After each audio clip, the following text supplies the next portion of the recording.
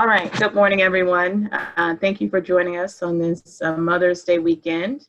Hopefully you got the note that we are live on Zoom. The sharing function from Zoom to Facebook isn't working. Zoom made some updates that we weren't aware of. So hopefully you found us on Zoom, and if you have, please spread the word, share the Zoom link with everyone in your network so people will know to find us here. And we will also share this again later in the Facebook group, but we won't have that interactivity during this call. So we encourage you to post questions and comments in the chat with Zoom. So I want to start with a quote because this is Mother's Day weekend.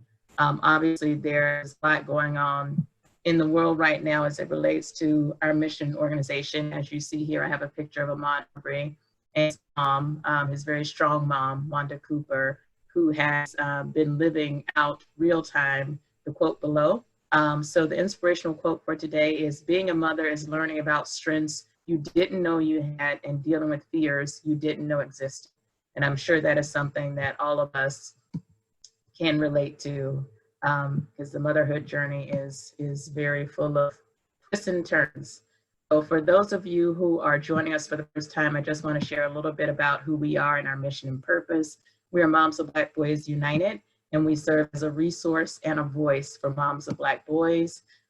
We have two organizations. The first is Moms of Boys United, a 501c3 that is focused on being the resource side and providing information and support, much like you will hear today from our very special guest speaker, support that just helps you navigate all the situations that our sons may face in life, that we may face as a family. And we also have Mob United for Social Change, which is our advocacy organization that is focused on influencing policy in terms of how Black boys and men are treated in society. And that organization is very active right now, given everything going on in the world. And I'll talk about that a little more in a minute. So our approach, we have a 5-point approach. We focus on influencing policy, changing perceptions, demonstrating our power, partnering strategically with like-minded organizations and individuals, and promoting self-care. So I would say, you know, today's call is primarily about the self-care piece because this is Mental Health Awareness Month. Not only Mental Health Awareness Month, we're in the middle of, a health crisis, what will lead to, for many, a financial crisis, which will lead for many a mental health crisis. I mean, it is challenging, no matter how strong you are in the times we're living in, mental health is challenged really just based on the level of uncertainty we're facing, the level of grief in many cases we're facing. I just realized last night, I just felt very heavy and exhausted, and it's because I've been grieving for 2 weeks. 2 weeks ago, someone at work, a very person at work, passed away. This week I had a friend pass away from coronavirus. So it's just been a very heavy week. It took a lot for me to get up this morning in the face of that. And I know that everybody has their own story of what they're going through in this time, whether it be death of loved ones, whether it be health issues, whether it be financial issues. So just know that we understand, and that's why we thought it's important for this month to focus on some of those issues specifically, and how do we deal with, life today in the face of something that none of us in our lifetimes have ever dealt with before. So I just want to pivot for a minute to talk about some of our calls to action. I'm sure all of you have been following the Ahmaud Arbery case in Georgia, and we were very vocal this week in speaking out and demanding that the McMichaels, who you see here on your left, were arrested. They were thankfully arrested, and yesterday they're not getting bond, which was a major concern. So we're going to continue to follow this case. We're going to continue to put pressure. I want to thank all of you who did join in our call to action to email the DA to demand that they were arrested. I think our voices were heard. After about 24 hours, they stopped taking emails. The email was shut down and people started getting undeliverable messages, and the phone calls were no longer accepted. But then a few hours after that, they were arrested. So, in concert with many other organizations and individuals and communities who were speaking out about this, we made our voices heard in a big way. And that's what United is all about on the advocacy side.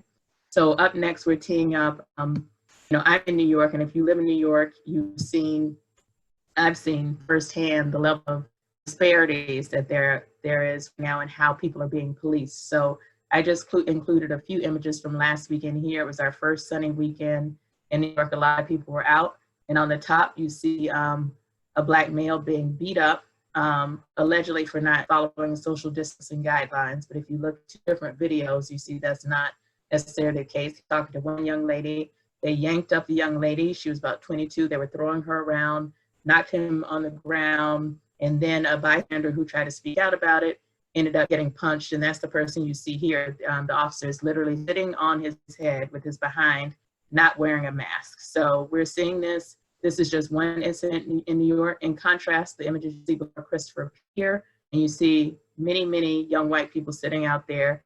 If it's bigger, you'll be able to see they're not wearing masks, they're not socially distancing. And what is happening on the right? Instead of arrests and beatings, what they're getting is free masks passed out to them by the police as if they can't afford a mask or didn't know they needed one. And I'll just say I was in Fort Greene Park last Saturday and witnessed something very similar to this scene, not quite as crowded, but lots of young white people in the park, not social distancing, no mask in sight, very few masks, officers patrolling the park regularly and no one being arrested, no one even being asked to put on a mask, which I found appalling, so we left. But we're following this and we want to invite everyone to join us on May 13th at 6:30 p.m. There's a New York City Civilian Complaint Review Board meeting, and we're going to make our voices heard there as well, and we're in the process of issuing a statement on this. So please join us and look for our call to actions on website, mobunited.org. You'll be able to find them there under Take Action. Also, of course, this is Mental Health Awareness Month, and we're going to kick off today with our guest speaker who Kim will introduce in a few minutes. But we're also going to continue this conversation throughout the month, and we're going to broaden the conversation beyond some of the things we may usually talk about. So we'll be covering, this is just a sample of some of the things we'll be covering. What it's like to be an empty nester right now, what it's like to be an essential worker, and I'm going to come back to that. Domestic violence, which is a huge concern right now in the pandemic, to be trapped inside with someone who is abusive to you, whether it's your spouse or it's children being abused as well. Immigration issues and spirituality. So these are some of the topics we're going to be covering with experts. So look out for that. That'll be happening live group. And also we have partnered with the Sunrise Project, which is an initiative by Kelly Richardson Lawson, which is specifically focused on helping moms who have children who are facing mental health challenges, whether it be threats of suicide or addiction. So she started Sunday calls weekly at 9 a.m. and you can find information about that on our website, mobunited.org/events Sunrise Project, or you can go directly to the sunriseproject.com to sign up for those calls. A few things you should know, so you won't be on video. It's confidential. You don't have to reveal who you are. And you don't even have to speak up. You can just listen to the experts, or you can choose to participate in whatever way you're comfortable. But it's completely confidential and meant specifically for parents who have children who are facing mental health issues and want to get some advice from others who are in a similar situation. I also just want to share before we go on, we have a Mother's Day campaign going on right now. We'll be releasing a video for soon. It's in partnership with a site called Upworthy. And this year we chose to focus on essential workers, so moms who are essential workers. What we've seen in our group, we have many, many moms who are on the front lines in the middle of this pandemic. It's not working from home and staying inside because, you have jobs as nurses, as healthcare workers, as transportation workers, and, jobs where you have to show up. And we just want to salute you this month because we know that's a dangerous situation, not only for you, but for your families. So look out for that. We're going to be releasing that soon in partnership with Upworthy. So just a general call to action. If you want to support our organization, you can donate by texting MOBBU, that's MOBBU, to 44321.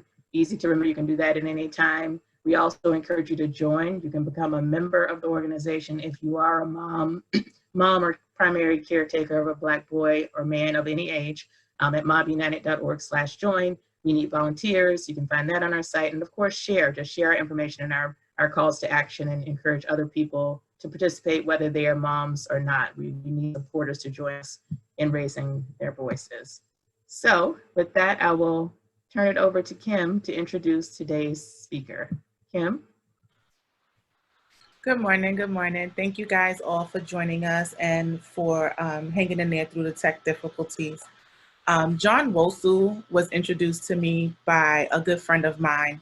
And I have to say, it's been a pleasure over the last year and some months getting to know him. Just a little about him. John Wosu is a human developer from Austell, Georgia. He is the product of an imperfect Nigerian-American family filled with love, support, structure, and high expectations. Growing up, perfectionism, anxiety, and depression impacted his performance in academics, athletics, relationships, and leadership. This led him to pursue a career in mental health. John earned a bachelor's in chemistry, master's in school counseling, and specialist in counselor education from Georgia Southern University. He now works as a school counselor in Cobb County. He is a nationality certified counselor and the founder and CEO of Think Diff LLC. And just on a personal note, what I've learned from John over the last year is that he's ever evolving. He is a young man who continues to self-improve and to push others to do the same.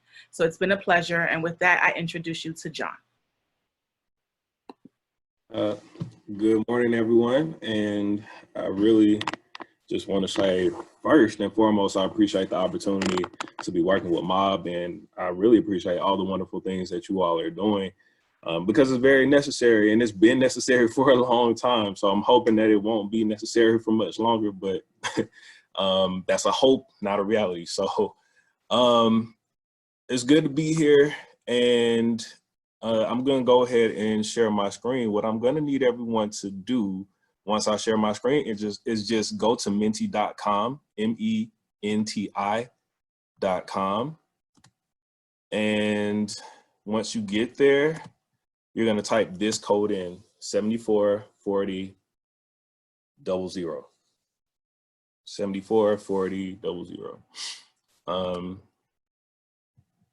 And so I really appreciate engagement and interaction. And I understand that there are challenges with doing that online, but I also understand that we've had a lot of practice over the last month or so in creating those spaces where we can connect virtually. So I really invite you all to engage. Use the chat. There are going to be points in the presentation where I ask questions. And then also offer opportunities for you to make comments and questions, because I really appreciate interaction and engagement, because I feel like there's more power between us than just within any single person. So yeah, please, I invite that engagement. So Kim already told you a little bit about me. The couple things that I want to just mention is that I am ever evolving. And so I've been a human, son, and husband, and for a long time, a human and a son, but now I'm a husband. This is my my first full year of marriage. Actually, it'll be in September, our anniversary. And brother, even though I'm an only child, I got a lot of brothers from another mother. And yeah, I'm a future father. So I'll be officially a father by the time Father's Day rolls around in June, fingers crossed. And so I'm hoping for a smooth delivery for both my wife and my son. And when my reading, We Want to Do More Than Survive. It's a really dope book. Highly suggested. It's actually on the resource list. You'll see at the end. And then a few of the things that I'm watching right now are just finished watching All American, The Good Place, Black AF. I know that might be a little controversial for some, but I did watch it and I do have some thoughts. And then the other show, Ozark, like I was loving Ozark. I can't wait for season 4. But yeah, so that's just a little bit more about me. So let's go ahead and get things rolling.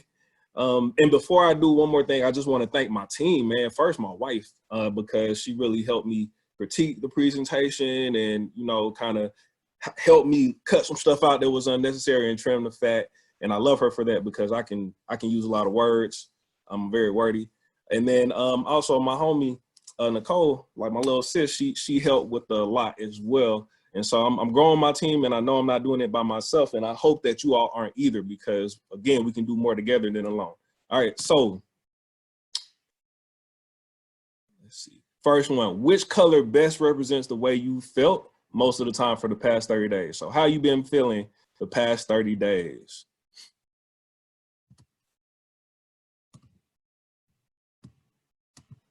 About 5 seconds to answer.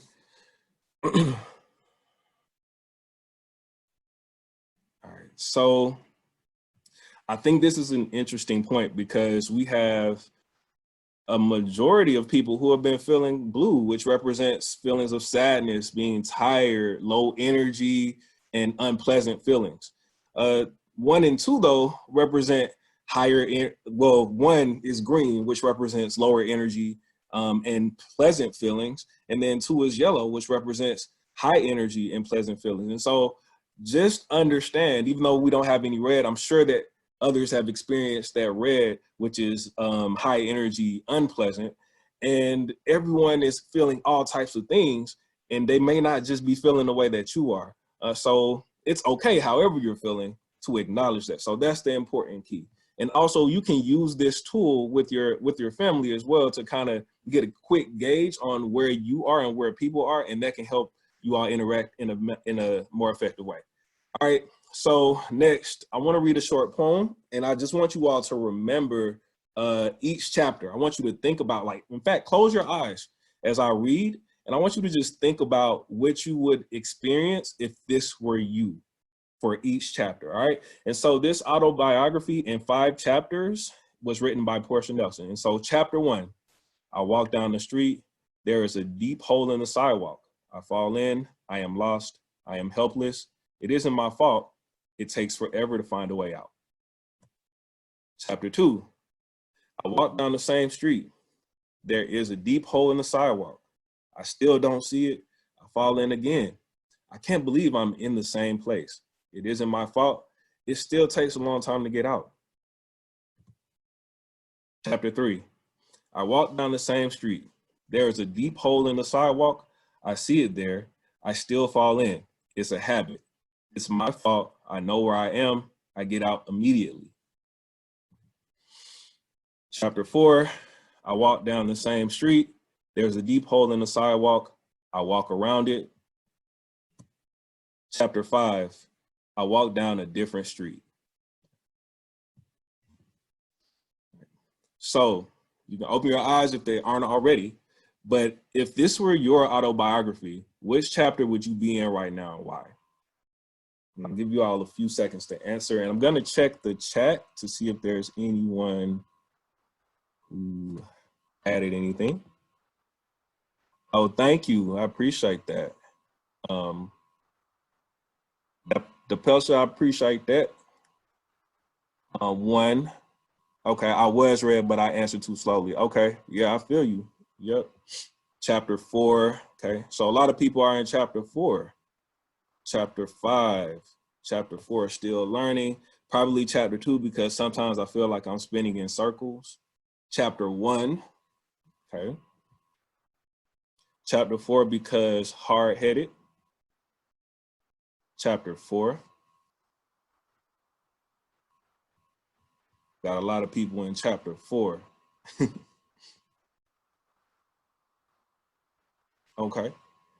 So I think this is really helpful for us to engage in a situation like we're in right now, because some of us are going to be in different chapters at different points in time, but at each stage it's important to just know where you are. You have to know what zone you're in. And we're going to talk about that a little more as we go through the presentation. All right, so I'm going to go ahead and move on to the next slide.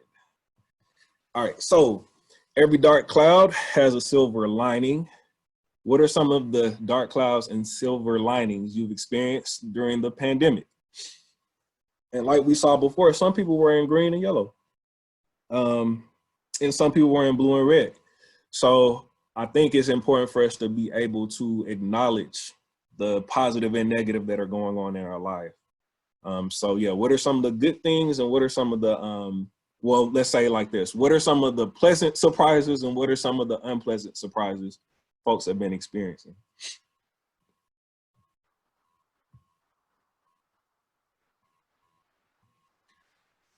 Lost my job, but was recently called back to work. I'm now hiring others. Okay, I'm sorry and congratulations. And I know you're not the only one going through this too, so geez. Having a more influential hand in my child's education, that is so true.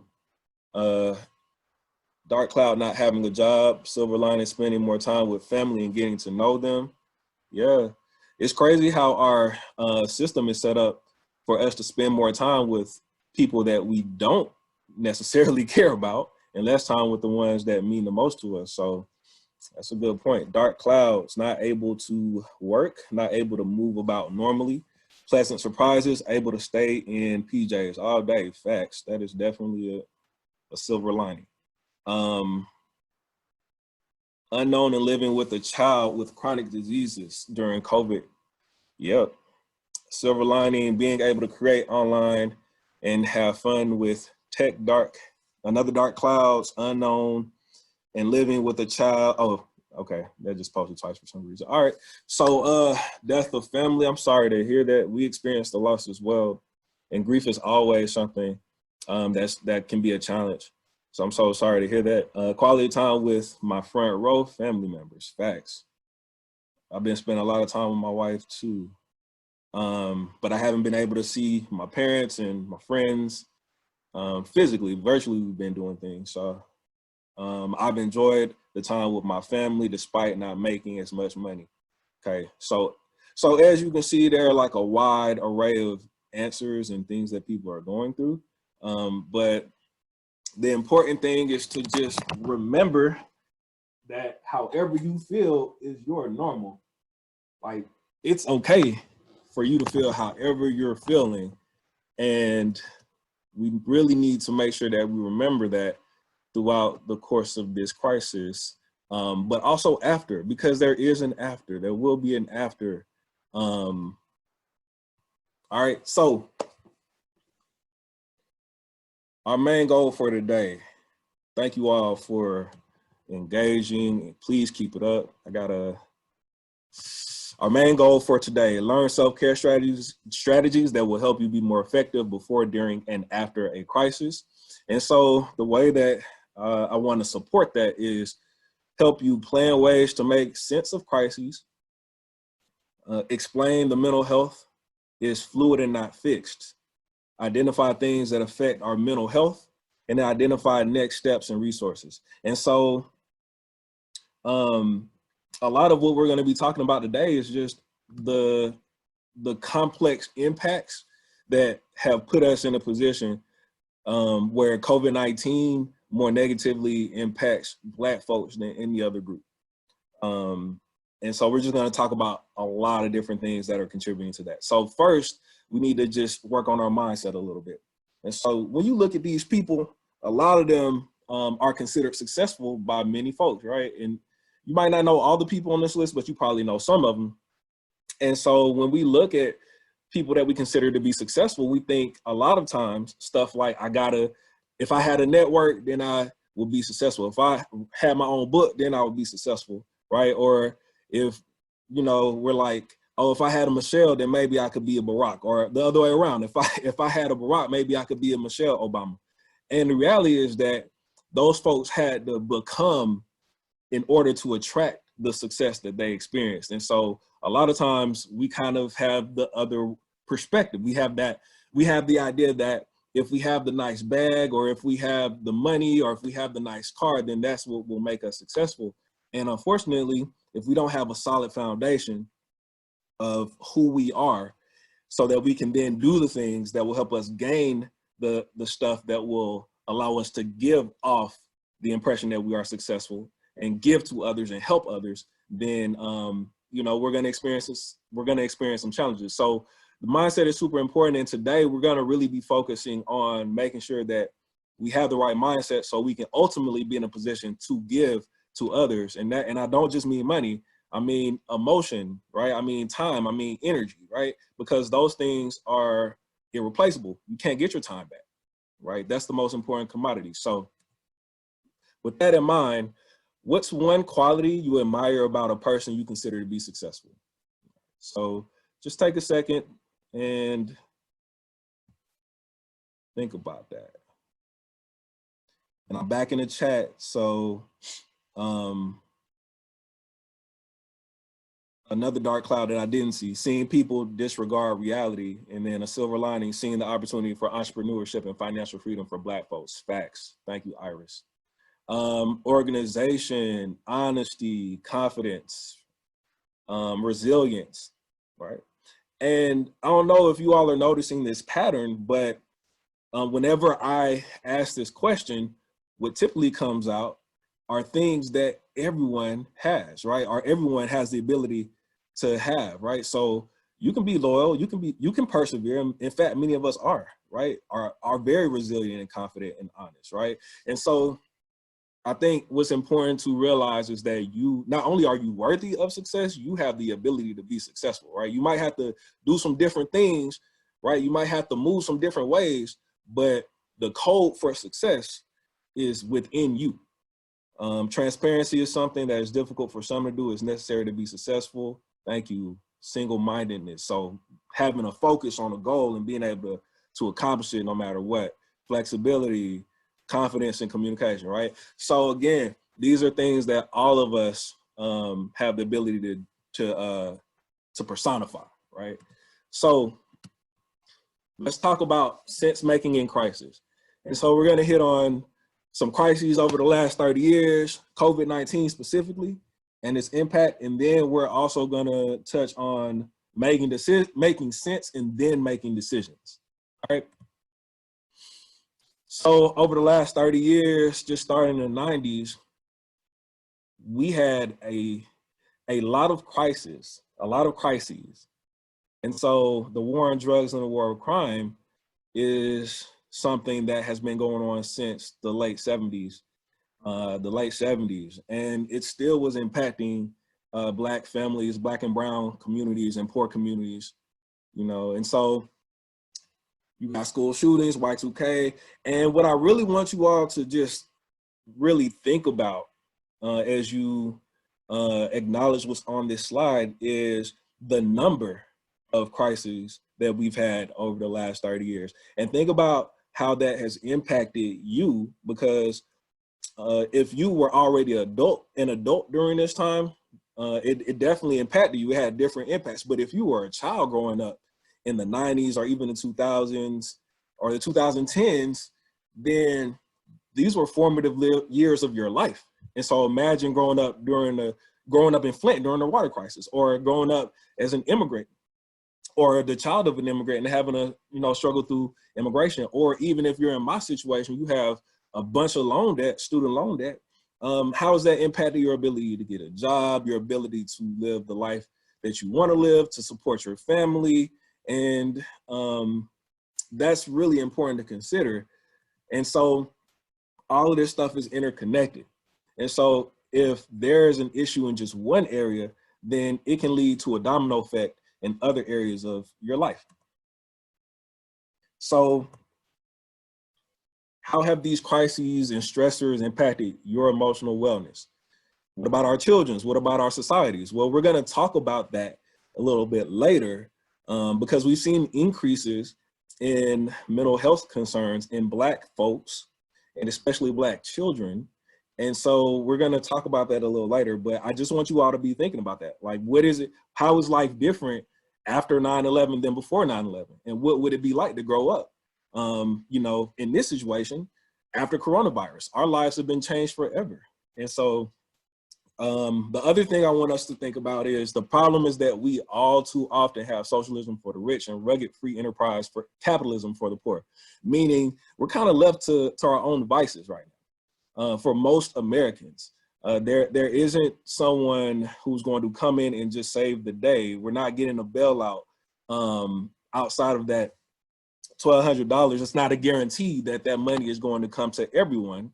And it doesn't seem like people in power are in any type of hurry to really rush in to give folks what they need, especially Black folks. So I think it's important to acknowledge that King said a lot of stuff, but he also spoke truth to power. And this is one of the things that he was talking about. And it's crazy that, you know, 50, 60 years later, this is still a very accurate sentiment. So let's talk about Corona disease 2019, which is what COVID stands for. And so it's impacted our health, right? And so as of right now, these numbers are from this morning.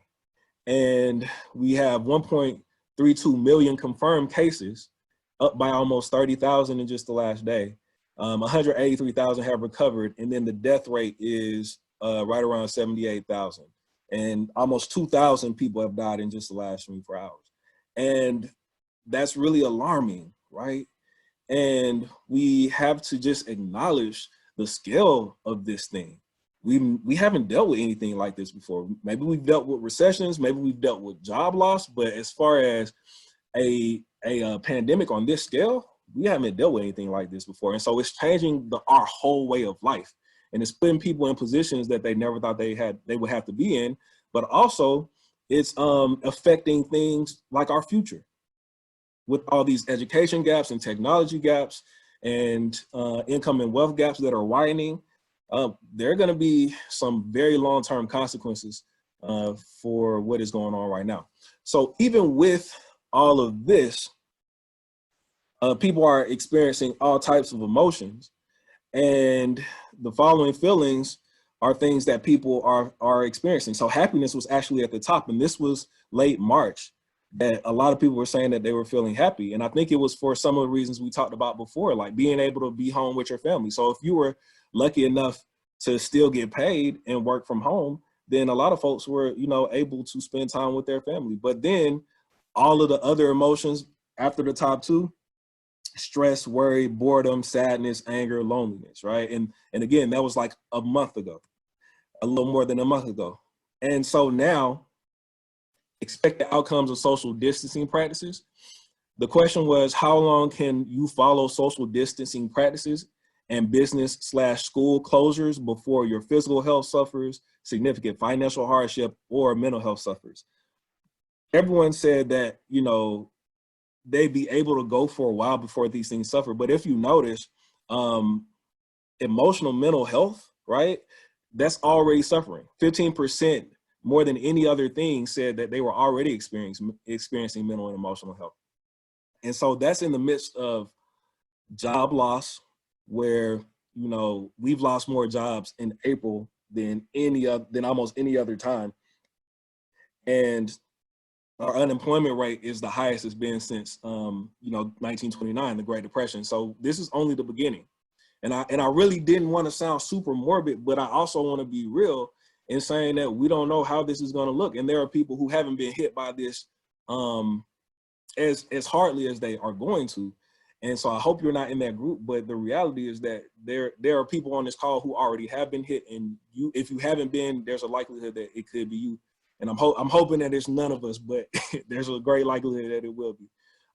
So the impact has really been hardest on Black Americans. And so that's because of things that were already gaps, right? There were already problems that we had with social and economic disparity that were exacerbated by this whole crisis. So a bunch of people living in one house or intergenerational families under one roof, it made things more challenging.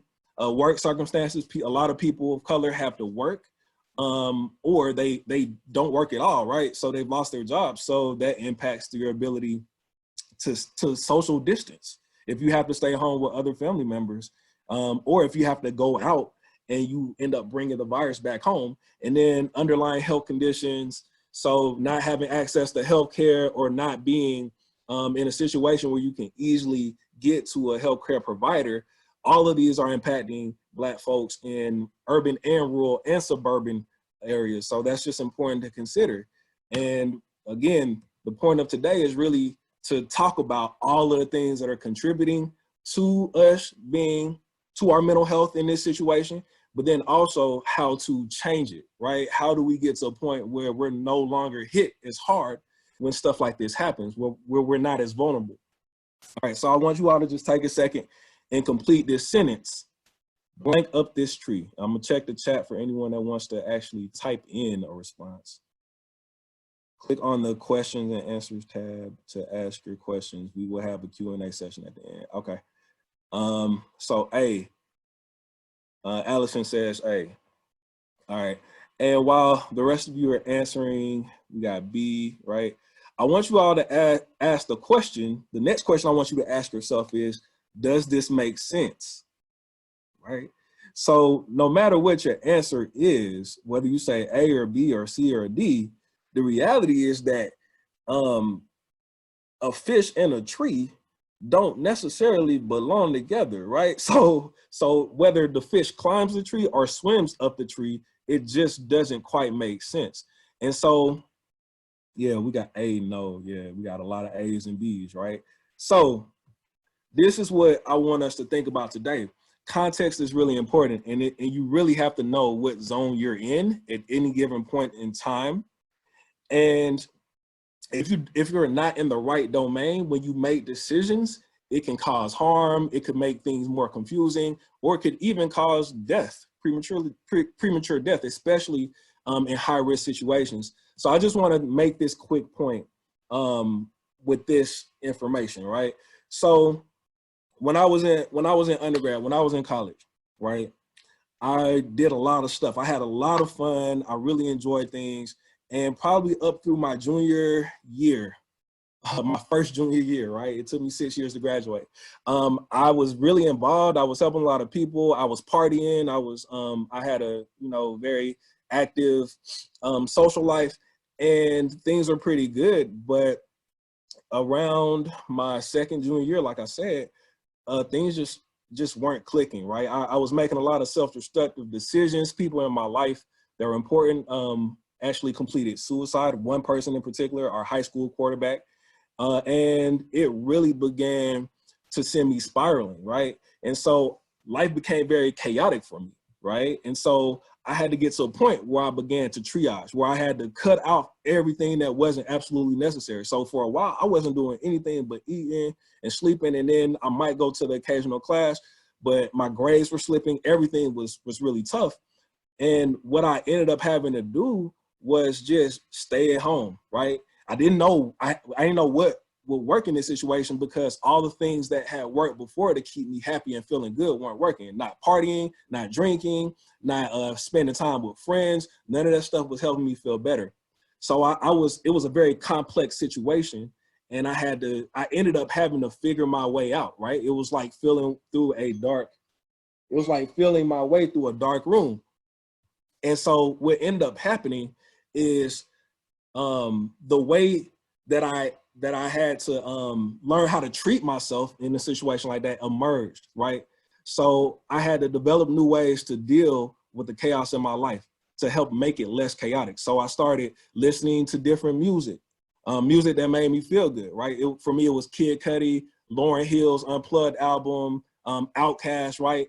Those are things that I had to try to help make me feel better. I spent a lot of time alone or with my current wife, my then girlfriend, right? And all she did was just, watch TV with me, or we would just be chilling in the dark a lot of times. But certain TV shows like Community or Ben 10, like those were the shows that helped me feel better, right? And then I had to start talking about what I was going through. Again, these were things that I didn't always do consistently, or maybe I didn't do it all, but I had to figure out in that time of crisis when things were very complex, what's going to work for me. And so it eventually helped, and I was able to feel better. And I eventually went to go see a therapist as well. And that really helped too. And so things became complicated where it was not impossible, right? I knew that if I followed a certain set of steps with help from someone who was an expert, then things could get better. But it took me realizing certain things to get to a point where things were just complicated and not complex, where I realized that there is a way forward. And now I'm to the point where once I start feeling anxious and depressed, it's obvious what I need to do, right? I know that I need to talk to my wife, or I need to talk to my friends, or I need to share my emotions, or I need to play a certain music, or I need to go work out, right? Those are things that I know now, they're obvious to help me be successful. And so for your sons who are dealing with stuff like this, it's important to acknowledge that you don't know, you have to figure out which zone you're in first. And the same is true for you. And so throughout this crisis, it's really important to find your zone. And I want you to think back to the autobiography, right? If you remember, chapter 1 and 2 were kind of chaotic. You're in this hole. You don't know how you got in the hole, but you're there now, and you got to find a way out. It's dark, it's scary. You might not know exactly what to do. But chapters 2 and 3 were kind of in that chaotic, complex space where it's like, okay, I know I'm here, I might not have been here before, but I'm starting to try things to make sure that I get out, right? So I'm not in this situation again. By chapter 4, it's complicated, right? So you find another street. I'm sorry, you avoid the hole, you find a way to not be in that situation in the first place. And then by chapter 5, it's obvious, just find another street, right? And so that's important in this situation. You have to be able to know what zone you're in, because that's going to determine what decisions you make. And that's going to also help you figure out your problem solving process. And remember, using the wrong action in the wrong zone can cause harm and confusion. So I want you to think back to the fish climbing a tree example. Now, let's say that the fish felt like, oh, this was an obvious situation. I need to swim up that tree, right? That fish is out of water, and that fish needs water to live, right? So really that fish was in a chaotic situation, because that fish needed to get to water so that it could survive. So if the first thing that it did was to just think about, how am I going to climb this tree, then the likelihood of that fish dying is much higher. Versus if that fish realized, oh wait, I'm in a chaotic situation, I gotta breathe, I need water, I need to focus on acting to find that, right? That's what the fish needed to do in that situation to stay alive. So I know that this information may feel like it's a little heavy. I'm gonna check the chat real quick to see what's going on. Okay, not your first junior year, ha ha ha. Yep, my first junior year. All right, super senior in the house, facts. Love the graphics. Okay, agree on the graphics, cool. So what I want everyone to do right now is I want you to think about your emotional well-being. Which zone are you currently in, right? So if you were that fish, or is it a chaotic situation where you got to find food, water, shelter? Is it a complex situation where it's like, okay, maybe I'm not trying to climb a tree, but I still have never been in this situation before. Maybe I'm in a fishbowl outside, but I'm still in a fishbowl, right? Like, I still have water. I have what I need to survive, but I'm tasked with something I've never had to deal with before. You know what I mean? So I want you all to kind of think about, where are you right now when it comes to your emotional well-being? Is it chaotic, complex, complicated, or is it obvious? Do you know exactly what you need to do to survive? So Medallia, if I get that wrong, please forgive me. But yeah, Medallia said Sun is in zone 1 and then you're in zone 5. So if I have you right, then zone 5 is disorder, and disorder is where you don't know what's going on, where things are so crazy that you don't even know where you are. And sometimes if you just pause for a second and take a step back, you might realize that, oh, it's obvious what I need to do. You know, I have been here before. There are some patterns that I can recognize, and all I have to do is figure out what those are, and then I can be okay. But you may be in a different zone. So the important thing is just to figure out what zone you are in first. All right, I know what to do, but I'm stuck in the chaos because, because fill it in. Complicated, can't call it, okay? Complex, right? So a lot of us are in a situation where we haven't been in before, all right? Obviously, we've been going through this. I've been telling my sons who thought I was mean, now as young men, they understand. It's not perfect, but they are realizing what's going on. And that's a good point too, because there may be some things that have to happen that you're uncomfortable with or your family is uncomfortable with, but it's necessary for survival. And so even if it does sound obvious, it may be complicated because you have to be hard on your kids so that they can be successful young men. I know I was upset with my dad and my mom at different points in my life. And so I know it was complicated for them to raise me, but they had help from family, from their own experiences, from other community members to help support that so that the hard thing could still be done. All right. So I hope that was helpful, but we're going to also use this now to unpack the rest of things, because part of the reason that Black folks as a whole have been experiencing very complex lifestyles is because of all the things that contributed to us being at this point. So we're going to talk about a few things: the emotional bank account, compound emotional interest, mental health versus mental disorder, and then communication. All right, let me check the chat one more time. both incomplicated, but I'm worried about him slipping due to lack of access to friends and vitamin D. Yes, I don't know how to help him. Just got report card, all A's, so that's a bit of an injection, but we got a long way to go to get out of this. Facts, those are very true. So hopefully some things that I'm about to share will help you all as we move forward. All right, so emotional bank account. All right. Sorry, something So went wrong. Please try opening the. no. All right, so we take account of interactions with others. We're constantly doing this, whether we realize it or not. And the person who's receiving a deposit or withdrawal is the person who gets to decide whether it's, you know, a good thing or a bad thing. And so just like when it comes to money, we're constantly making deposits and withdrawals in other people's bank accounts and vice versa. And so it's important to make sure that you're surrounding yourself with people who make consistent deposits and limited withdrawals. And you also want to make sure that you're, you know, you have higher balances with the people that you interact with. And when it comes to the people who are closest to us, we have shared accounts.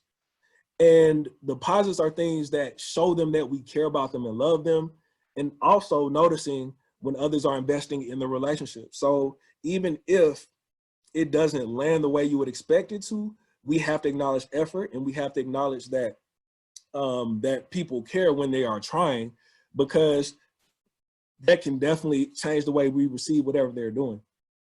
Withdrawals are hurtful behavior, and things like ignoring invitations to connect. So one thing that my wife does is her love language, one of her primary love language is actually acts of service. And so I didn't realize for a long time, and I'm still learning this, that whenever she would ask me to do something, a lot of times she was basically asking for love. So she would say, babe, can you get me a glass of water while you're in the kitchen? Or she'd be like, babe, can you pass me that? And sometimes it's standing right there next to her. Like, it's like, can you pass me the remote? And she could literally reach out and grab it. And so we had to have a conversation about why she would do stuff like that and the issues that I had with it. But I realized that a lot of times when I do nice things for her without asking, or even if I do things, if I'm going out of my way, it's showing her love. It's putting deposits in her account. And so I had to learn her transaction style.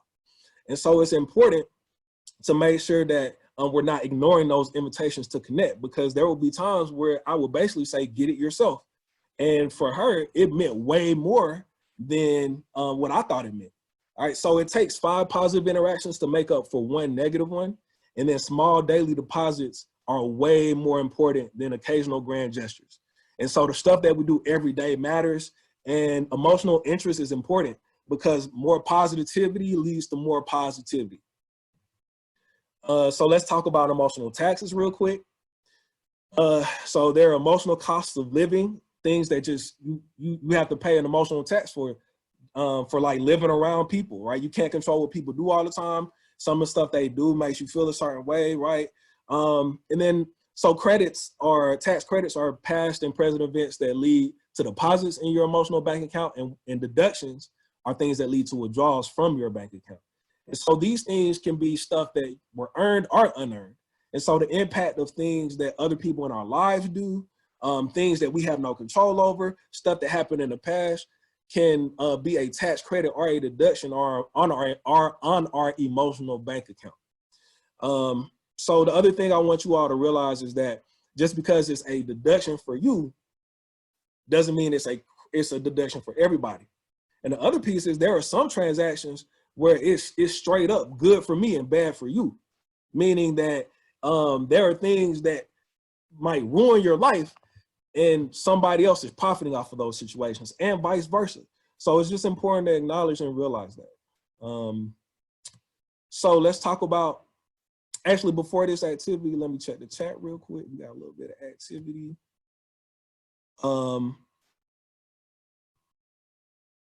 Love languages are quality time and physical touch. Make sure it's good.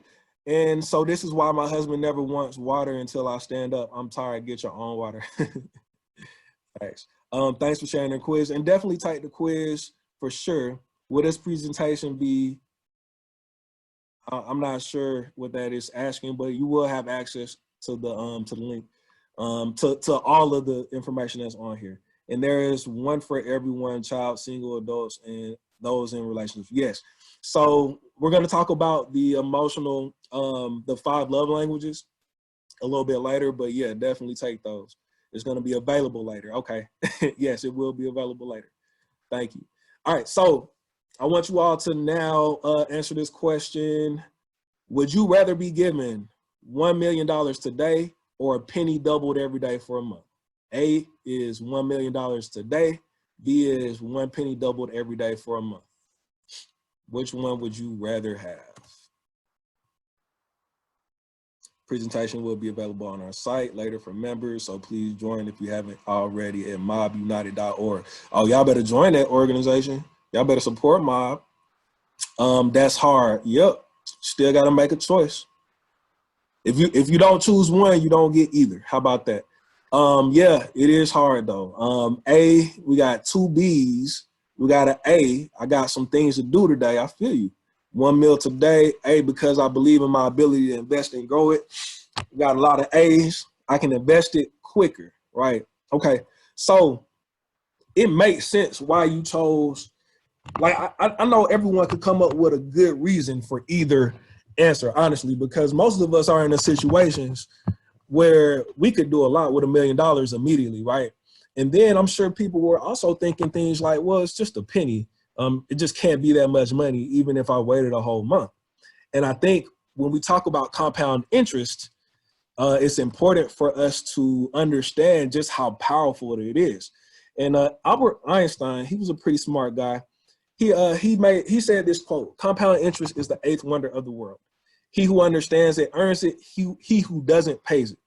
And so I want us to really, before we move forward with the rest of the presentation, understand just how important compound interest is for the stuff that we're talking about right now. All right. So we're going to do the math real quick. All right. So let's say you chose the penny of the day option. We already know that if you chose the other option, if you chose A, you got your meal. Maybe you've already started spending it on stuff. You know, some of y'all might not have your meal tomorrow. You might be back at 0 tomorrow. But the reality is that on day 1, you have $1 million if you chose option A. If you chose option B, you only have a penny. And at the end of the week, you don't even have $2, right? So let's look at week 2. At the end of week 2, you don't even have $200. And so you might be looking at the person who chose option A, and they might still be balling out. They might have the new Brahmin bag. They might have some Louboutins. They might have the new Charger or Corvette or something, or some new J's, and you sitting over here with $200 in your account, right? And so if we're just looking 2 weeks in, halfway through, you barely have a difference in what you had in day 1. Like it. So when we look at week 3, by day 21, you're at $20,000, right? And so that's more, but it's still not $1 million, and it's 3 weeks in. But when we get to week 4, and it's not until day 27 that you actually have more than $1 million. It's not until day 27 that it really looks like you made the better decision. And depending on what month you're in, you know, you might end up with $5 million, $10 million, or even $20 million. And so this is important. The big takeaway here is the power of compounded interest. And I think it's important to see things visually, but if you look at this graph, the blue penny a day, you can see that it grows exponentially. And so it's a bunch of little things that add up and multiply over time, right? But if you look at the orange graph, it's more linear. And so a lot of times we think that the way that things work is like the orange graph, but really it's like the blue. It's a bunch of stuff that adds up over time that gets us to the situation that we're in right now. Things that you had no control over, but also choices that you made, choices that your parents made, your grandparents made, your great-grandparents made, choices that were made for them, decisions that were made on their behalf. And all of these things add up to put us in a position that we're in right now. And so I want you all to think about this question. What if you were taxed a penny doubled every day for a lifetime? All right. What if it wasn't a lifetime? What if it wasn't every day? What if it was just every week? Or what if it was just every month or every once in a while? But it happened regularly throughout your entire life. So I think when we also talk about our emotions, this is important to consider too, because when it comes to our emotional bank account, there's interest there. And the more we add to it, the more it grows, and it can grow exponentially, right? But the same is true on the other end.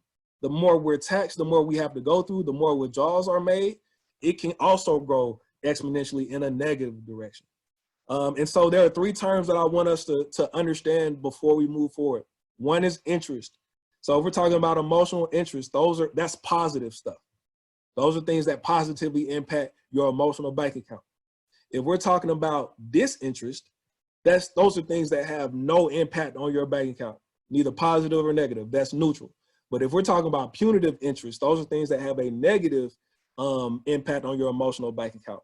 And that's important to consider. So we're going to move forward, but I just wanted to make sure that you all recognize those terms and recognize the power of things adding up over time and how it may look like nothing is happening, but things are actually happening. And you don't realize it until you have the breakdown sometimes, or things get really, really frustrating. All right, so I'm checking in the chat real quick to see what's going on. B, my pastor discussed this. Your pastor sounds like a smart guy, real cool guy. Mickey, balling, delayed gratification, facts. Yep. Wow, I need to check this math. Please check my math. Check my math. Wow, this is brilliant. I need to check this math. Boy, y'all really do not trust me. I encourage you to check my math though, for real though. Thank you for explaining this so simplistically, right? Exponential growth, unfortunately, like the virus. Exactly, you're so right. John over here dropping math knowledge. I told you I was a chem major, man. I know I know a little bit about a little bit. It's hard to compound in midst of COVID. It seems like the older you get, the risk is not always worth it. We'll talk about that a little bit too. Because the option, what is the alternative? That's the question that you have to ask, right? So if you don't, depending on how you're looking at this, if you're looking at this from a financial perspective, if you don't do things that build you financially, what's the alternative, right? But then from an emotional perspective, if you don't take the time to invest in your relationships and in yourself, again, what's the alternative? What happens if you don't? And a lot of times change doesn't happen until, what happens if you change is more important or better than what happens if you don't change. Yeah, me too. What's the formula again? Hello. Trying my math out here. All right. So let's talk about mental health and illness real quick. So what people think mental health is and mental illness are, they think if you have one, then you can't have the other. Meaning if you're dealing with anxiety or depression or schizophrenia or bipolar disorder, you can't be mentally healthy. It's impossible. They think it's like on the same spectrum. But the reality is that they're on two different spectrums. So let's say you were in a situation like me, where you were experiencing anxiety and depression. So I had a mental disorder. I live with a mental disorder, meaning that sometimes it could get bad enough to where it causes dysfunction in my life. But on most days, because I take care of myself, especially I know what I need to do because it's obvious, and I make sure I try to get that done. I have high mental health and I have low mental illness, or I have low mental disorder. So I'm in the green area, right? But if there's a situation where someone has ADHD and it's really difficult for them to concentrate, there may be a day where they have high mental health, but their mental disorder is impacting them. So it's relatively high, but they're still being impacted by their disorder. So maybe they're in the yellow or the blue area, right? So it just depends. But I think the important thing to understand is that you can live with a mental disorder and still have mental health. And I know there's stigma around mental health in general when it comes to a lot of people, especially Black folks. But the reality is that sometimes acknowledging that there's an issue can get you the help you need so that you can better manage the issue. All right. So mental health is our ability to enjoy life. And that's why we're talking about a lot of emotions, because it really is about your sense of spiritual and emotional well-being. And so that's why there are some people who are going through this crisis and a lot of things are going wrong in their life. but the way they're viewing this allows them to still have high mental health. And I'm not saying that you're broken or there's something wrong with you if that's not you, but I am acknowledging that we can all go through the same situation and experience it very differently because of our mental health and because of our approach to our mental health. Right? So when we talk about mental disorders or mental illnesses, those are things, those are situations when our thinking, mood, and behaviors creates dysfunction in our lives, right? And so dysfunction is the key there. If it's affecting your ability to effectively, attack life and do the things you need to get done, then that's when it can become a disorder. And that's when you really would benefit from some professional help, from the right professional help, right? So mental illness and mental health. Again, we're talking about increases in anxiety and depression. So 1 in 20 people between the ages of 10 and 19 have been diagnosed with anxiety or depression. And the reality is that that number is probably higher because a lot of people go undiagnosed and untreated. And so when we talk about anxiety, the way that it works is that we feel anxious. And so we tend to avoid the things that make us anxious, and there's short-term relief there. But then in the long term, we're still not addressing the things that need to get done. And so it just causes us more anxiety. And so that's what we are working with. So your children might be dealing with that. You might be dealing with that. But there is a cycle there, and we have to make sure we're doing things that help us reverse the direction of that cycle or change the direction of that cycle. And so set aside time to complete the most important things first. I know sometimes we like to avoid those things, but a lot of times taking care of the most important things can help us reduce the amount of anxiety that we have. Also make sure that, numbing like that serves a purpose, but it doesn't necessarily make things better. It's just another way to avoid things. So if you have wine on a regular basis, or if you smoke on a regular basis, or drink on a regular basis, these are all things that we use to numb. But also for young boys, things like masturbation, video games, always being around other people, like those are things that can be used to numb anxiety or numb issues that we're dealing with. In addition to that, you want to make sure that you are planning ways to make things, to reduce stress, and then make sure you cut back on the screen time and social media time. Like building quality connection and relationships with the people you love can definitely help reduce anxiety for those that this is a possibility for. The other thing I want to point out is that suicide is the second leading cause of death for ages 10 to 19. Suicide is the second leading cause of death. And it's higher for boys than girls. And we're going to talk about why that is in a second. But 1 in 5 high schoolers have thought about suicide, and 1 in 10 actually have a plan to complete suicide. And so one thing that we run into a lot of times as a school counselor is that parents think that we're lying, or they say things like, my child has never talked to me about that before, or things of that nature. The reality is that your child might not talk to you about it. They may not feel comfortable sharing it with you, but they may want you to know. And I've heard reasons from, I don't want my parents to be upset, or my parents are already going through enough. I don't want them to have to worry about me. I've heard things like, my parents won't care anyway. And knowing some of the parents, I just know that that's not true. But remember, the emotional bank account, it goes back to what the receiver thinks. So even if you think you're loving your child may not feel loved. And so I think that it's important to acknowledge that it's a possibility that anyone could be dealing with this, because that is the reality. All right. So let's talk about specifically for Black folks, for Black kids between the ages of 10 and 19, suicide attempts almost doubled over the past, from 1991 to 2017, right? Injuries from attempted suicide more than doubled for Black boys specifically. And then if we're talking about LGBT youth, they're more than, LGBT youth are 5 times more likely. Lesbian, gay, and bisexual youth are 5 times more likely to attempt than heterosexual youth.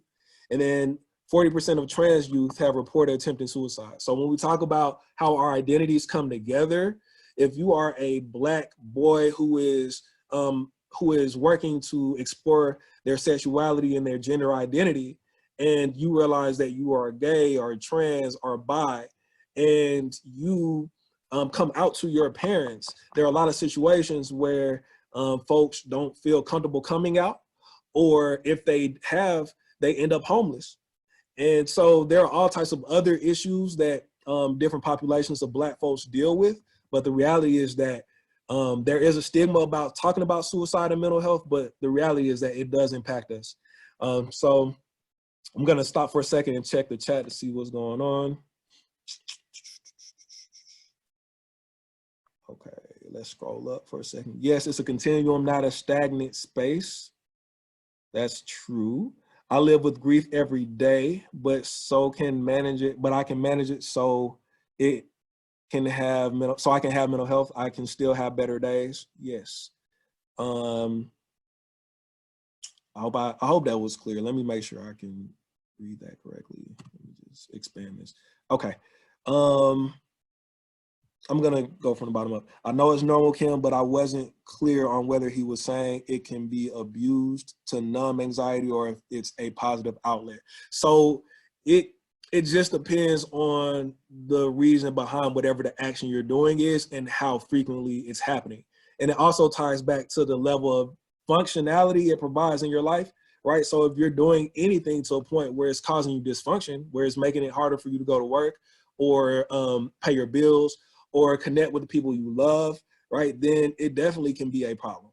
So yes, it can be abused, but just because people are doing things like drinking, smoking, or masturbating or video games, it doesn't mean that those things are abusive or harmful by themselves necessarily. Also depends on what you're smoking. I have one of those. You don't care about me. Please drop questions in the Q&A. Oh, is this race specific?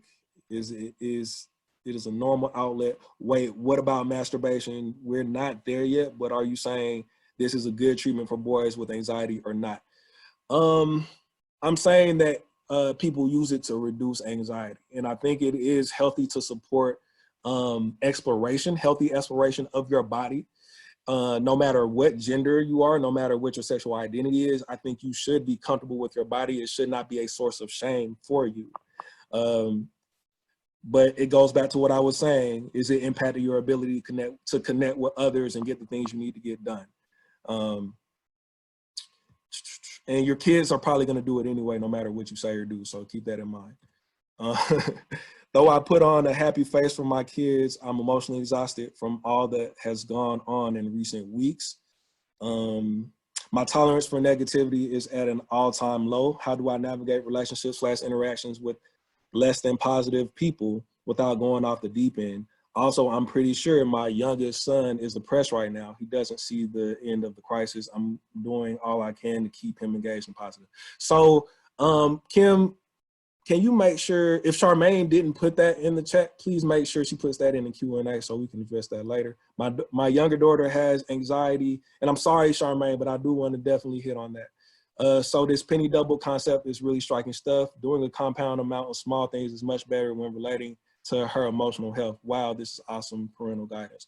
I'm so glad it helped, man. That's the main goal. I want you all to be able to use this to be better people and parents. So communication is key. This will help with a lot of some of what you all are going through.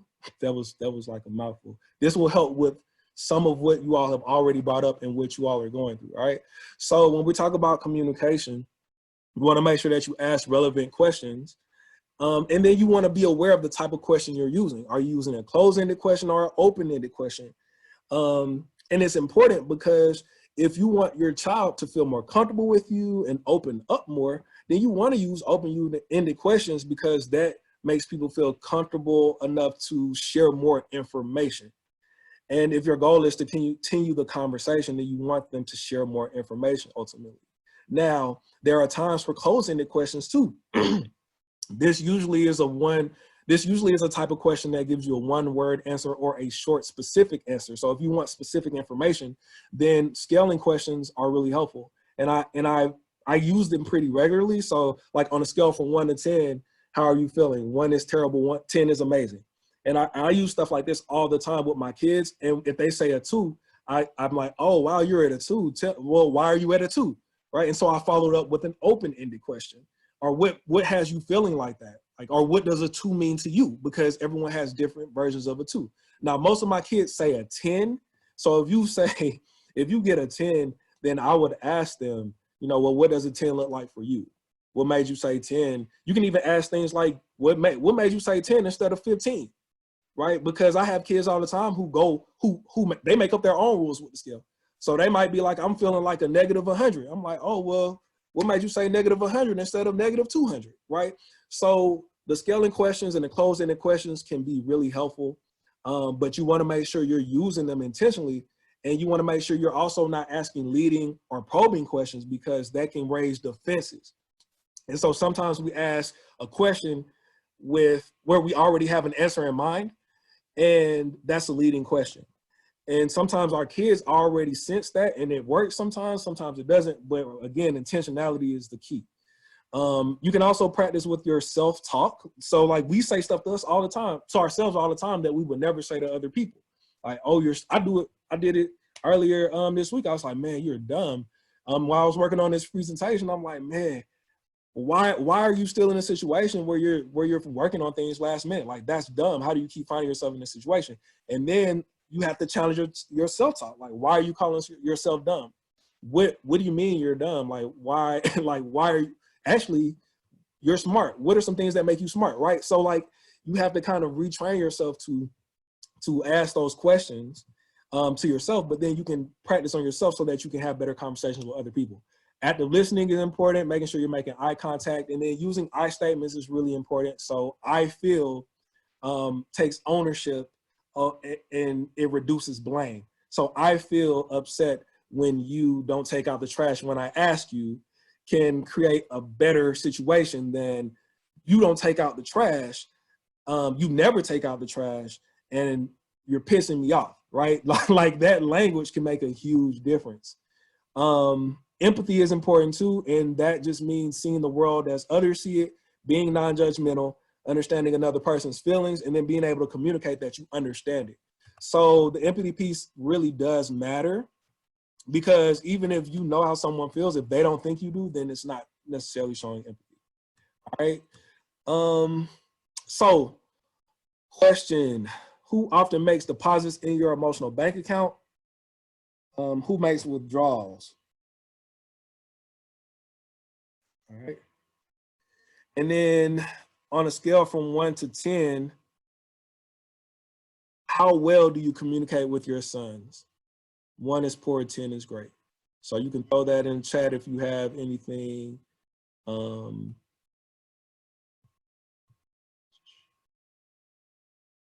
while we do that, we are going to move on in just a second. So 7 for communication. Okay, cool. Your husband makes deposits in your EBA. Good, good, good. Family and friends. Awesome. Okay. 7 for communication. Great. And so you can see how easy it is to use a scaling question. You can put it together with so many things and it can help. I wouldn't use it too much. You know, but it really boils down to how well you are relating to your family members. And I use it with my wife too.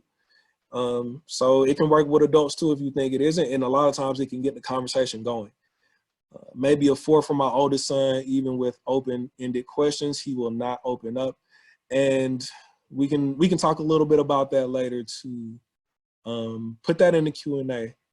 He'll be 21 this month. Woo, the boys are different, so I communicate with both of them in an 8, just way different. Okay, he's learning to advocate for himself, so we talk strategy. And this COVID has helped us to communicate better, but he is here with me. Oh, I just missed. Okay, 6, he lost his brother, and it's hard to get him to talk about it. Yeah, and grief is something that everyone deals with in their own way and in their own time. And so just don't think that because you're asking, it does not matter. because sometimes just asking and paying attention helps them realize that people do care about them. So whenever they're ready to talk, they will open up to you. So remember, it's not on your timeline, it's on their timeline. You don't determine, what is a deposit and what's a withdrawal and when that transaction occurs. It's the person who's receiving it. All right. So that can be challenging when you want to help and love your children, but that's how the game is. That's just how it is. All right. So the last thing we're going to talk about, last few things is the stuff that impacts our mental health. So stress and trauma, the compound effect, which we already covered, and then self plus social surroundings, self plus social plus our surroundings, and then safety nets and supports. So this is where we're going to hit on some of the things that will help us be more effective. It's 10:53. How am I on time, Kim, or someone? Please let me know what I need to do. We started a little late, so just continue. Okay, cool. So let's talk about stress and trauma real quick. So we've talked about all the things that have a few of the things that have kind of come together. We talked about the emotional compound interest. We talked about emotional bank accounts, and then we talked about some of the consequences of our reality right now. Increases in stress and anxiety for everyone, especially Black kids and Black boys specifically. So let's talk about stress and trauma. So we have 3 types of stress that we're going to cover today. Positive stress, which is the stuff that helps you get going, right? So if you are excited because you have to get up and go to work, or if you have to be a mother or a father to your child, or whoever is on this call, or you have to get some things done. The positive stress is what allows us to get stuff done. If we didn't have that, then we would just lay around and do nothing all day. Tolerable stress is the type of stress that is temporary, and it causes your body to release a stress response that is common, but it's temporary. So when you get stressed out, your body releases all types of hormones that lets it know that it's time to fight or flight or freeze. And basically it's an automatic response. And so those chemicals aren't meant to stay in the body for a long period of time. And what happens is, if we experience tolerable stress for a prolonged period of time, it becomes toxic, and it can leave us in a traumatic state. And that means that our stress activation system has gone off for too long, and it impacts all areas of our life. So you might see some people going around, and I don't know if you probably have seen people or heard people with chronic sniffles, like they always, or like, they always, trying to blow their nose or something, or they always sound congested, or they're constantly sick. They have a cold for a long period of time. A lot of time it's because they're so stressed out that it's impacting their immune system and their ability to stay healthy. So toxic stress is, what happens with a prolonged period of time. And when we talk about trauma from childhood, we have adverse childhood experiences that can be very traumatic. And things like physical abuse, emotional abuse, experience of suicide or death, or a crime or imprisoned family member. These are all things that can impact us for a lifetime. And for our adverse childhood experiences, it can impact things like brain development and even life expectancy. And that's because before you, as you are a child and growing and developing, it can impact your ability to develop the social and emotional skills necessary to have a successful life. Which puts you in a position to make risky decisions with your health and your life, which can lead to more disease and social problems like incarceration or dropping out of school, right? It can put you in positions where life is just more challenging, and it can ultimately lead to early death. And that is part of the reason why life expectancy for Black people tends to be lower than for white folks, because there are simply more things that we are faced with that we are challenged with, that serve as taxes on our emotional bank account. And if you'll notice on the bottom of this pyramid, social conditions and like what's going on in your local community, along with historical trauma, also adds to the adverse childhood experiences. So if you've heard of things like generational curses or intergenerational trauma, all those things impact our childhood experience, and what happens as children impacts what happens as adults. So we're gonna watch a quick video as we begin to transition towards the end of this, but this is really going to tie together all the things that we've talked about so far, and exactly why COVID is in different crises tend to impact Black folks more than they do white folks and other minority groups.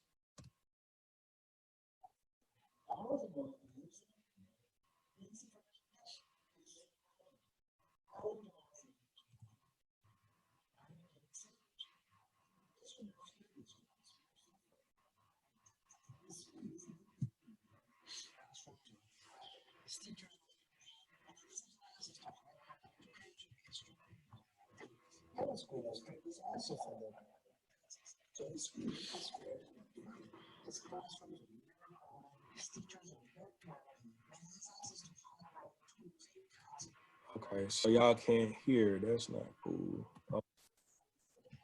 So let's figure out what we need to do.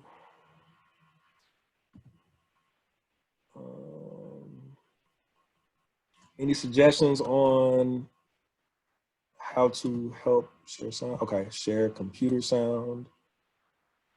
All right, cool. I think we're in business now. Let me share again.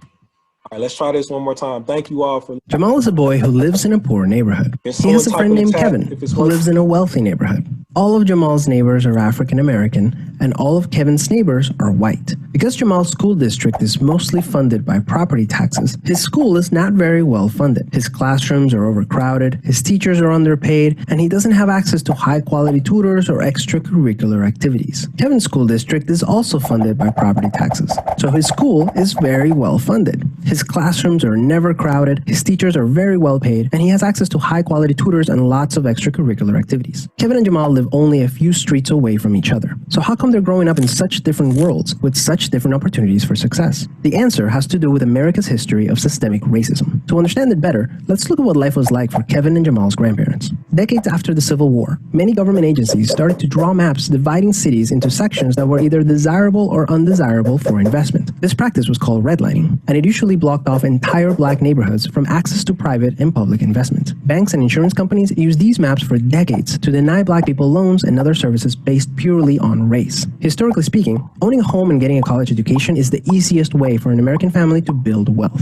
But when Jamal's grandparents wanted to buy a house, the banks refused because they lived in a neighborhood that was redlined. So Jamal's grandparents were not able to buy a home, and because colleges could prevent them from attending through legal segregation, their options for higher education were really scarce. Kevin's grandparents, on the other hand, got a low-interest loan to buy their first house and got accepted into a handful of top universities, which traditionally only accepted white students. This opened up a wealth of opportunities that they were able to pass on to their kids and grandkids.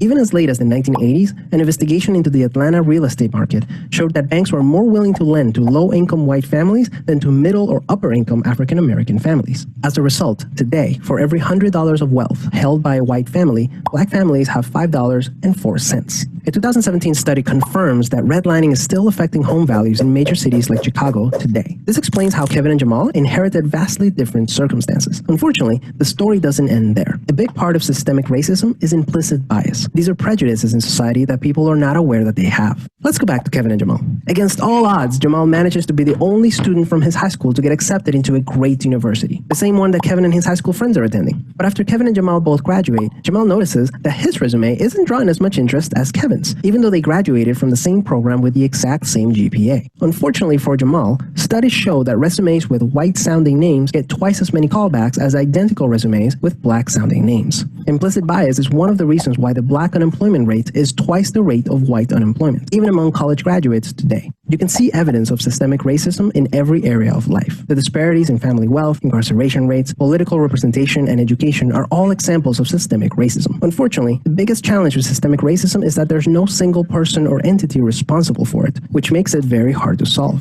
So what can you do? The first thing you can do is work towards becoming more aware of your own implicit biases. What are some prejudices that you might hold that you're not aware of? Second, let's acknowledge that the consequences of slavery and Jim Crow laws are still affecting access to opportunity today. As a result, result, we should support systemic changes that create more equal opportunities for everyone. Increasing public school funding and making it independent from property taxes would be a great start so that poor and wealthy districts can receive equal access to resources. Systemic problems require systemic solutions. Luckily, we're all part of the system, which means that we all have a role to play in making it better.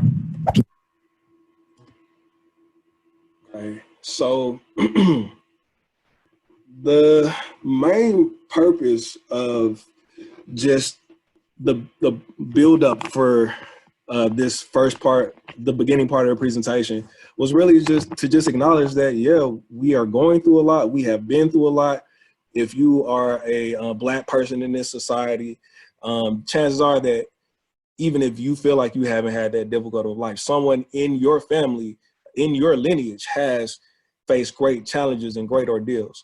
And the reality is that because we are going through so much and we have been through so much, our mental health is even more important. We have to know how to take care of ourselves, especially because we are still in situations where life is still challenging, more challenging for us compared to people who are white and in similarly positioned in society as us. Same education, similar opportunities. We still are going to likely experience some different. We're still going to experience some different situations. So yeah, that's important for us to remember. And when we talk about boys specifically, when you think of what makes a man a real man, some of the things that you might hear are don't show too much love, right? Don't be vulnerable. You can't open up. You have to always be controlled. You can't cry. You got to act like a man. Don't show emotions unless it's anger, right? And those are some of the rules that we live by. And if you deviate from that man box, if you deviate from any of those rules, then you're considered less of a man. And that includes your masculinity, which is tied to your sexual identity. People assume that if you're not straight, then you're not a man. And that also impacts mental health for boys who are trying to become men, because oftentimes folks are so afraid of stepping out of that box that they don't do anything at all. And so it keeps us as men, as boys becoming men as well, from being fully human. And so if we've been through so much and we need to process, then when it comes down to it, if we are not able to be vulnerable, we can't ever get the help that we need.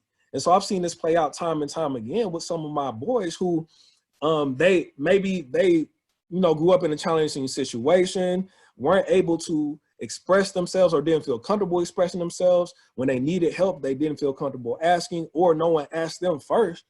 And it led to them not feeling safe at school, or it led to them feeling like there was an adversarial relationship between them and the school.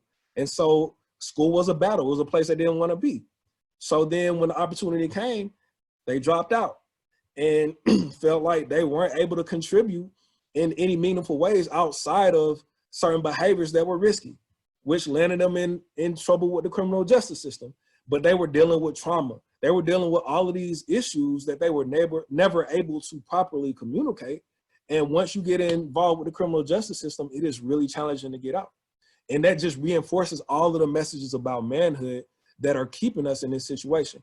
And so if you're a mom, one thing that you have to consider too is the ways that you reinforce those values of manhood. Are you reinforcing healthy values for manhood? Are you saying it's okay to cry? It's okay to express emotions. It's okay to talk. Are you, allowing people to explore and express themselves and emotionally? And what are some ways that you can do that? So those are some things to consider, and more information about that is included in the resources. So I'm gonna cover these last few slides. When we talk about success, there's a thing, we have a vision of success a lot of times, but then it usually is a lot harder than we think it is because of things like Murphy's Law. But again, if you're a person of color, chances are you're positioned in a way where you're going to experience more challenges along the way. And so when we see success, a lot of times we only see what's above the water. When you look at the iceberg, you don't see all the things that go on underneath it or all the challenges that you had to overcome on the way to success. So we have to just make sure we continue to acknowledge that, yes, If you are Black, you're going to face more challenges because you are Black. And you are not crazy for saying that out loud, and you're not crazy for thinking that.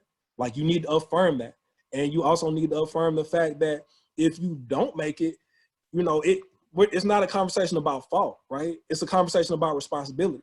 The truth is that no one can live your life but you. Like, that responsibility does fall on you. But there are millions of reasons why people have been thrown off course and have to deal with things that other folks have not. And if we don't acknowledge that, then that's part of that will contribute to mentally unhealthy situations. So I want to make sure when we talk about securing our bags, our emotional bag, we need to know how to cope effectively with life and creating satisfying relationships. And then financially, we need to need to make sure we have satisfaction with current and future financial situations. All right. So this is important for healing work. Point blank period. You absolutely need to be able to heal. And as you heal, it helps you navigate the challenges more effectively. So we need to be able to effectively face the things that we're going through. And James Baldwin said, not everything that is faced can be changed, but nothing can be changed until we face it. So a few coping skills for things that are going on in the moment. Like if you feel like you're about to have a panic attack or it's really stressful, just breathe. And breathing is a great technique. People say it doesn't work for them, but I just want to real quick try it with everyone together. So you may feel weird doing it in front of your screen, but I'm just going to count to 4. And I want everyone to breathe in on a 4 count, hold it for a 4 count, breathe out for a 4 count, and then hold it again for a 4 count. So I'm going to count it off and then everyone just do it together. All right. So 1, 2, 3, breathe in slowly. Hold it. Breathe out slowly. Hold it. So this is important along with these other skills. And again, if you have access to the presentation, there'll be links on how to properly do each thing for in the moment coping skills. But a lot of times, if you're upset with your kids or if you're upset with someone that's close to you, or you're just mad in general, just taking some deep breaths, multiple deep breaths if necessary, will help calm you down. The other thing is you want to make sure that your coping skills are in order. So emotion-focused coping skills are things that help take your mind off of whatever is bothering you. Problem-focused coping skills are things that help prevent whatever you're going through from being stressful in the future. And so it's important to have a good combination of both and make sure that the screen time, cut down screen time and social media for our kids. That's super important. And then our love languages are very important. How do you give and receive love? Kim, thank you for sharing that link in the chat. But most people have a primary and a secondary love language that works better for them than the other ones. But if you're acts of service, or if someone you love is acts of service, you don't have to do a grand gesture. It can be something small, like I said before, like cooking breakfast, like fixing my wife a bowl of cereal. You know, and she's very loving and understanding and supportive. And so, you know, like a lot of what I do is in line with just helping her feel that energy back. But sometimes for her, just cleaning up the bathroom can be something that's super helpful. So an act of service doesn't have to be a grand gesture. It can be something small. A gift, again, can be something small. Hey, I saw this rock and it made me think of you. You can give that to your kid. Like I saw this rock because it's real smooth and you're smooth too, right? And if you give them that, and I know that sounds a little corny, but I'm a dad. I'm about to be a dad, so I got dad jokes. But like, if you give that to, you know, your son or your child, and you notice like a year from now, they still are holding on to it, then that's how you know that gifts may be something that's important to them, right? Physical touch might be important. And in a time like now, where you can't really spend time with people if you're living alone, one idea that I thought was pretty cool was someone actually just shared an article of clothing that smelled like someone that they love. So that helped the person feel better because their love language was physical touch. Another thing was a wife actually like just traced her hand on a piece of paper and sent it to her husband who was overseas, who was deployed in the military, and said that whenever you put your hand on my hand, like imagine this is my hand. So whenever you put your hand on this piece of paper, it's you touching me. And that actually helped. So physical touch can be lots of different things. And in a time like now, that's something that could possibly help. Quality time, you all doing the same thing together is quality time. So if y'all are in the same place and not like everyone's on different screens or something like that, that may not necessarily be quality time. So you want to focus on things that you all both want to do together, or the person who values quality time enjoys. And then words of affirmation, just hearing I love you and saying things. I know that some folks feel like you shouldn't be rewarded for things just because you're doing it, because you're supposed to do it anyway. But sometimes being able to affirm what folks are doing can make all the difference. So make sure when it comes to your mental health, treat your brain like your body. Counseling and therapy won't work unless you do, and authenticity helps. You want to give it a few times, like 2 or 3 sessions before you decide to go somewhere else. And then it's okay to ask for help. It doesn't mean you're weak. And it can actually make you stronger in less time because you're not doing it alone. And you can have Jesus and therapy. Like it's okay to, you know, go to church and go to a counseling session. All right. So throw it in the chat. What's your main love language, and which of your bags is most and least secure? And as far as our next steps, I'm just gonna fly through this because this is our second to last slide. You want to identify your focus. So which zone are you in and which bag is most / least secure? You also want to take the love language quiz and invite your family to do the same. Y'all talk through that together. Visioning is really important. So complete the be, do, have, give activity, which again, the link will be in here. And then create a vision board so you can see what it is that you want to work through. And then I want you to pick one practice that you can do for 30 days and just try to increase your routine, improve your routine. And then find at least one specific partner or tribe. So you don't need somebody who loves everything that you love, or, you know, has all the same qualities that you have. You need someone that's going to be able to help you with a specific thing. So if you're working out, find a workout partner. And it's okay if all y'all do is talk about working out. Same thing with the tribe, all right? And then here are a list of resources. They're grouped into a few different bags: mental, emotional health and support, and mindset and motivation, and also immediate resources. So things that, you know, if you need to do that right now, then make that happen. You can call a crisis line or a text line, because, and even if you're just feeling really, really lonely, like these are things that can be super helpful for you. Also got the financial health piece, and then healthy routines for resources and structures. And I wanted to just take a second to point out the responding to unwanted behaviors, because there are some really great resources on there. pbisworld.org. So yeah, and the 5 love languages book is really, really good too. So like I said, lots of different resources for you all to use and consider. And I hope that you found this information helpful. So thank you for the opportunity. I'm sorry that I didn't have more time with you all, and that I'm so long-winded. But I'm working on making sure that my main concern is making sure that I provide information that is helpful. So I hope that it was helpful above all else. Thank you so much, John. Thank you for sharing your presentation. Thank you, everyone who's on the call, for hanging in there. I know we got started a little bit late.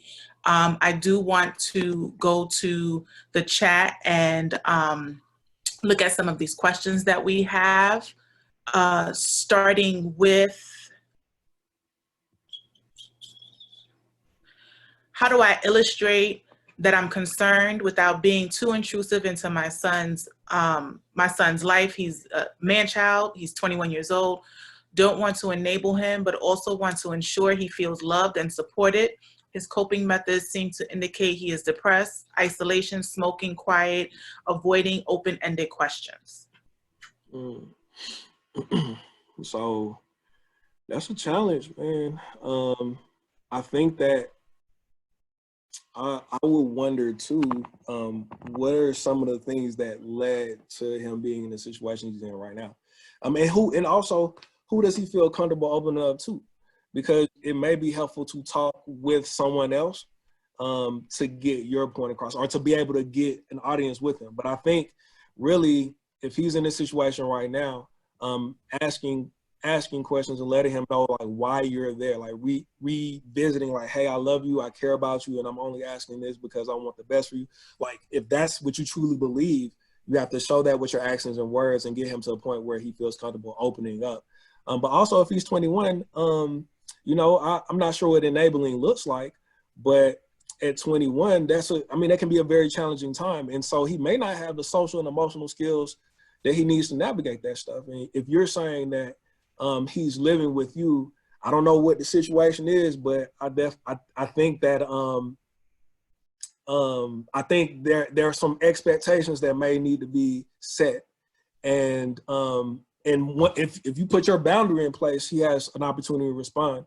And it may be a hard thing to do, but if you're saying like, hey, you know, if you're in a situation where you're paying the bills and he's living in your house, and you know, the expectation is, hey, if you're going to live here, then we have to have these conversations. This is important because I want to make sure you're okay. Like you might have to be in a situation where, you know, you're saying, I love you, and love means let's talk about it so we can figure out how to get you what you need. Otherwise, I can't allow you to make these choices in my house because it's not helping you and it's not helping me. So I don't know what that looks like. And I don't have a 21-year-old, but I know that was something that was very helpful for me in working in dealing with my parents, because I avoided. I didn't want to talk with them, but they were like, yo, we pay this phone bill. And even though I was 3 hours away, they finally got a hold of me. Even with my girlfriend at the time, my wife now, was saying like, you need to call your parents back. You need to talk to them. But one of the things that they said is, we're coming down, right? And we want to talk, and we pay your phone bill, so you need to answer the phone. And you know, if we don't, we'll cut it off. And so that was what. And they also came back with the love. They were like, yo, we love you, and part of the reason we're being like this is because we're concerned about the decisions you're making. And so there's no guarantee how that's going to turn out, and it's really challenging. But I think the structure and expectations and the reaffirmation of love can really be helpful. Love and trust. Pelsha asks, can you have temporary anxiety and or depression versus a long-term diagnosis? If so, how can you tell the difference? So I think that you definitely can be temporarily anxious. I don't know the exact diagnosis, but there's a period of time. Like if it's like for like a month, if you're sad or anxious every day for a month and it's interfering with the way that you live your life, then you know you might need to go seek professional help so that they can then diagnose you. But I think the best way to figure that out is to talk to somebody who is a professional, kind of like you would if you had flu-like symptoms for a month. Eventually, you will go see a doctor. So you need to see a doctor for your mind. That's a great analogy, John. Thank you. You shared a chart on suicide rates, and Allison wants to know what are the specific suicide rates for Black people, and was that chart race specific? So the chart I shared was not race specific. I shared two. So the initial one was not. It just showed that suicide was the second leading cause of death for kids aged 10 to 19. I don't have the specific numbers for Black folks, but the rates are increasing, and I want to say it's around 20 per every 100,000 people, which, you know, one is too many, but you know, it definitely is increasing. And I can share access to that information. I can find it and share it with you all, but I don't have it right now. And then Charmaine's question, though I put on a happy face for my kids, overall, I'm emotionally exhausted from all that has gone on in recent weeks. My tolerance for negativity is at an all-time low. How do I navigate relationship interactions with less than positive people without going off the deep end? Also, I'm pretty sure my youngest son is depressed right now. He doesn't see the end of this crisis. I'm doing all I can to keep him engaged and positive. Any advice? So I think it's important to know how you respond to crisis, right? So knowing what zone you're in is super important, but also knowing what your typical response to stress is important. So for instance, for me, I'm an avoider. If there's something that's stressing me out, I tend to avoid. And so that space sometimes does help, and that might be what he needs. But and that might also work for you. So there may be some sort of situations that you can avoid that you might just not need to engage. On the flip side, there are some things that you cannot avoid. And I think one of the things on the resource list is Crucial Conversations. That's a book on the resource list that kind of talks about having really challenging conversations in a meaningful way. And also thinking about the emotional bank account. When we think of our withdrawals as like, if we think of people who are making withdrawals from our account versus we're dealing with bad people who are just bad and they're making our life worse because that's what bad people do, then it can help us, you know, have the conversation more effectively. I also think that finding other ways to kind of release that stress can be helpful. So I don't know if working out is something that you do, but like, you know, for me, that's working out. But do you need a spa day? Well, or do you need like, you know, to take a nice hot bath? Or do you need to read books more? Like, you have to find some time to block off and put boundaries around that time to just pour in yourself. Do you need to read? Do you need to watch a motivational video? Do you need to listen to some music to help you get your peace? What's going to help recenter you?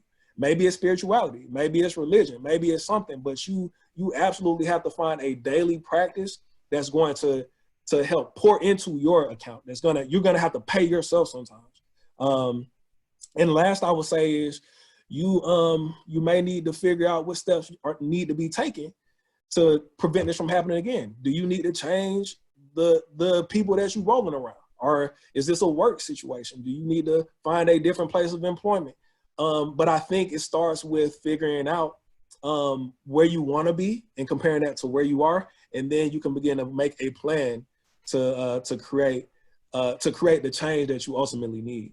And I would say the very last thing is, yo, are you ready? Are you ready for change? You know, you got to figure out, is it bad enough, right? It's bad enough for you to begin to take those steps. And until that's the case, whether you need to read more books or find some relaxing time or, you know, deal with depression or change your job, none of that is going to change until you're ready to make that change. And so acknowledging and being real with yourself is going to be important, and revisiting this to kind of help think about, like, yo, do I really need this? Do I really want to be here? I think is important, so that you can begin to take those steps ultimately. All right, that's all the questions that I saw in chat and in the Q&A section. Thank you so much, John. It's always a pleasure. I'm going to throw it back to DePelcia to close us out. Oh, and happy Mother's Day, everybody. Thank you. This was a wonderful Mother's Day gift. So I just want to come back on just to say thank you once again. You are a speaker this time last year, and I believe at that time you were neither a husband nor a father. Now you've gotten married and are on your way to becoming a father. So congratulations to you on your personal journey. But as you know, just as last year, this was a wonderful presentation, and we just thank you so much for doing it and putting so much care into the details of it. So we're gonna share it later on Facebook so that more people can experience it. And you know, Kim might actually come back to discuss more. But we really appreciate it and wish you all the best. And I just let everyone know that next month our guest speaker will be David Banks, who is CEO of Eagle Academy. Eagle Academy is a network of schools that are specifically for boys of color here in the New York area, New York, New Jersey. And I was actually on a Zoom panel with them Tuesday night with David, Sean Dove, who is the executive director of the Campaign for Black Male Achievement, and Ron Walker, who runs a coalition of schools for boys of color.